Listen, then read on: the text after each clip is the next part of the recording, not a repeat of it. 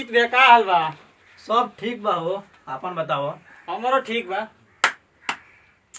अरे महाराज काहे फोनवा पटकत रह फोरबा का? अब देखो है कद बस न अभी सारा जब तक चालू होई न तब तक मालूम चले कि 2 हाली पिज्जा वाला अपन लेके ऑर्डर आजी। अच्छा चला अभी चालू ना हो पाई। ते महाराज एक फोन देखत रह 15,000 के किनले बानी।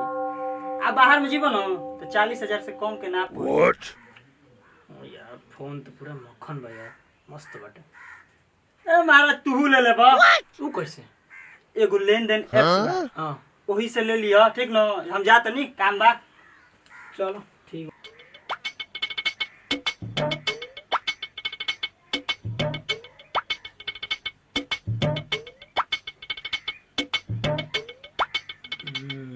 आज बताएंगे। हाँ हेलो। अरे हाँ करे जा फोन मिल गई बाटे। कल शाम को हम तो से वेट करते हैं। बहुत बढ़िया फोन लेके आओ तने।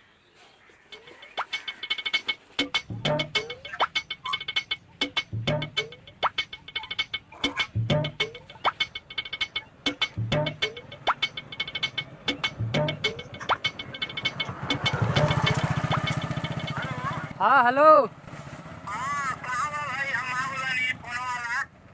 ठीक बा और आगे आ जाओ जे खड़ा बानी जा। अच्छा ठीक है भाई ओके। ठीक बा।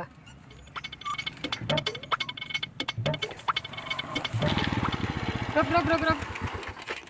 तू है मोबाइल वाला? हाँ भैया पकड़ ले पकड़।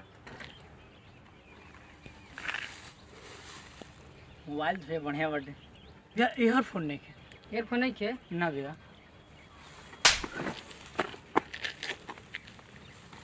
का भैया चल मोबाइल निकाल।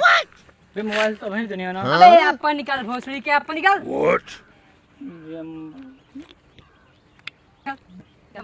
अबे जल्दी निकाल बे रे। हां भैया। Oh no. तोरो कुछ चाहिए? भैया हमरा के तो चश्मा चाहिए। चल निकाल दे। और कुछ चाहिए तो बोल। भैया शॉपिंग करे जाए कर रहला। का होता टी शर्टवा निकट जीत ठीक रहला। चल टी शर्ट काट। फटाफट जल्दी निकाल। दे। हाय फाटल जींस पहनते रे, बहुत स्टाइल में बड़ा। चल जल्दी कर। चल जल्दी कर। भैया हम्म अरे ससुरा के कर तो समय खराब भाई। घड़ी क्या करी? दे घड़ी दे। खोल जल्दी निकाल।